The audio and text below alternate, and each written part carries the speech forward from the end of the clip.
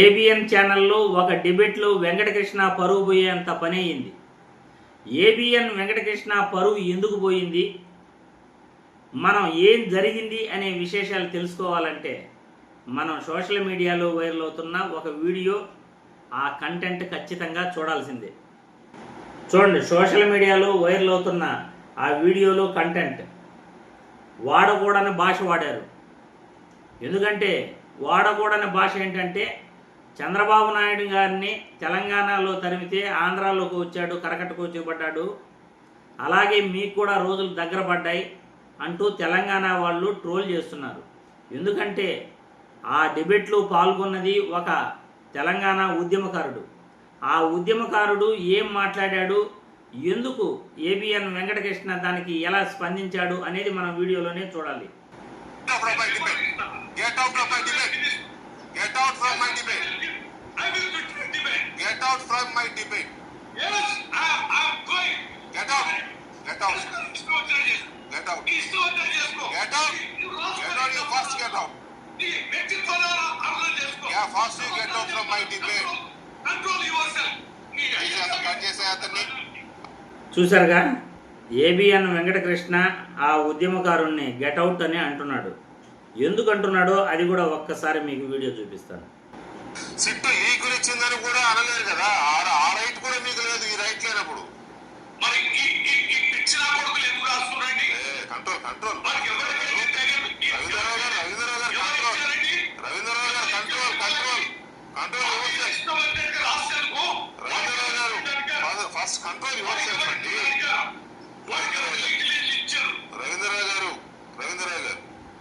Control your self. Control భాష భాష చెప్పండి కాదండి, భాష చెప్పేది వింటే నేను చెప్పేది వినపడుతుంది మీకు.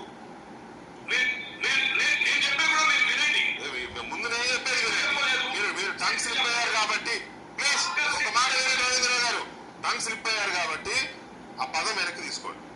నేను వెనక్కి తీసుకునే ప్రసక్తి లేదు. My humble request to you, వెనక్కి తీసుకునే ప్రసక్తి లేదు. Get out from my debate. Get out from my debate. Get out from my debate. I will withdraw debate. Get out from my debate. చూసారుగా, ఆ మాట ఎందుకు అనాల్సి వచ్చింది, ఏబిఎన్ వెంకటకృష్ణ గెట్అవుట్ని ఎందుకు అనాల్సి వచ్చింది.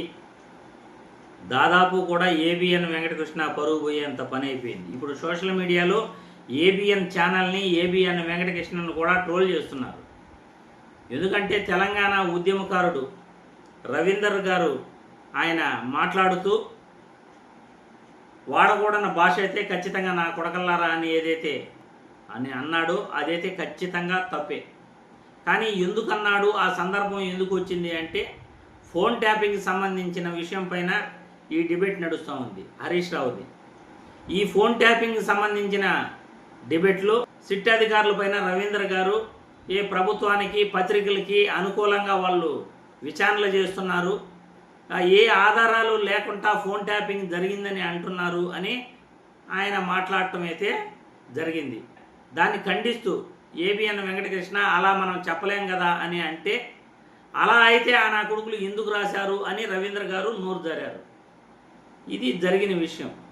ఎందుకంటే రాబోయే రోజుల్లో ఇప్పుడు ఏపీలో చూసాం, లిక్కర్ కేసులో ఏపీలో ఏం జరుగుతూ ఉందో, సిట్ అధికారులకి ఈ పేపర్లకి చంద్రబాబు అనుకూల మీడియాకి మధ్యలో ట్రాన్సాక్షన్ ఏం జరుగుతూ ఉందో ఎవరికీ తెలియదు. ఎందుకంటే ముందు రోజు పేపర్లో న్యూస్ ఏదైతే వస్తుందో అదే సిట్ ఎంక్వైరీ జరుగుతూ ఉంది అని ఎవరైతే నిందితులుగా ఆరోపణలు ఎదుర్కొంటున్నారో వాళ్ళు చెప్తున్నారు.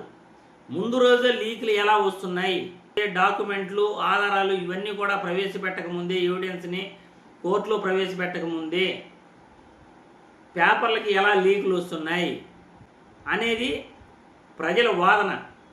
అందులో చాలామందికి కూడా ఈ ప్రభుత్వంలో ఎవరైతే ఉన్నారో, వాళ్ళ అనుకూల మీడియాలో ఎవరైతే ఉన్నారో వాళ్ళకు తెలిసే వాళ్ళ కనుసన్నల్లోనే సిట్ అధికారులు కూడా పనిచేస్తున్నారు అనేది ప్రజల వాదన, కొంతమంది మేధావుల వాదన, ప్రతిపక్షాల వాదన, అందరి వాదన కూడా. దాన్ని నిరూపించుకోవాలి. మాకే సంబంధం లేదు, మేము నిష్పక్షపాతంగా పనిచేస్తున్నాము అని ప్రభుత్వానికి అనుకూల మీడియాలు నిరూపించుకోవాలి. అలా నిరూపించుకోలేకపోతే జనాలు ఖచ్చితంగా తిరగబడతారు, వాళ్ళు మాట్లాడుతారు. రాబోయే రోజుల్లో ఉద్యమాలు జరిగినా జరగచ్చు. దీనిపైన ప్రజలు ఆగ్రహావేశాలకు గాన లోనైతే తెలంగాణలో ఏదైతే మహాన్యూస్పై దాడి జరిగిందో భవిష్యత్తులో ఇలాంటి దాడులు ఎన్నో జరగచ్చు. అందుకే వార్తలు చదివే వాళ్ళు నిష్పక్షపాతంగా వార్తలు చదవాలి, వార్తలు రాయాలి. వాళ్ళకి ఏదైనా ఆధారాలు ఉంటేనే రాయాలి. కానీ ప్రభుత్వాలకు అనుకూలంగా ప్రతిపక్షాలపైన పగబట్టి ఏపీలో జగన్మోహన్ రెడ్డి పైన, అటు తెలంగాణలో కేసీఆర్ పైన పగబట్టి వార్తలు రాసి ఆ పార్టీలు లేకుండా చేయాలని ప్రయత్నిస్తే ఖచ్చితంగా ఇలాంటి అవమానాలు మీడియా వాళ్ళకి తప్పవు. అది గుర్తుపెట్టుకోవాలి. మొన్న మహాన్యూస్ వంశీ, ఈరోజు ఏబిఎన్ వెంకటకృష్ణ మహాన్యూస్ వంశీ ఛానల్ పైనే దాడి చేశారు. అందుకే మీడియా వాళ్ళు నిష్పక్షపాతంగా ప్రజా సమస్యలపైన మాత్రమే పోరాడాలి. వాళ్ళ దగ్గర వార్తలు కంటెంట్ ఉంటేనే నిజానిజాలను మీడియాలో మాట్లాడాలి. లేకపోతే ఇలాంటి అవమానాలు తప్పవు. ప్రజలు కూడా మీ అభిప్రాయాల్ని కామెంట్ల రూపంలో తెలియజేయాల్సిందిగా వీడియో ద్వారా కోరుతున్నాను.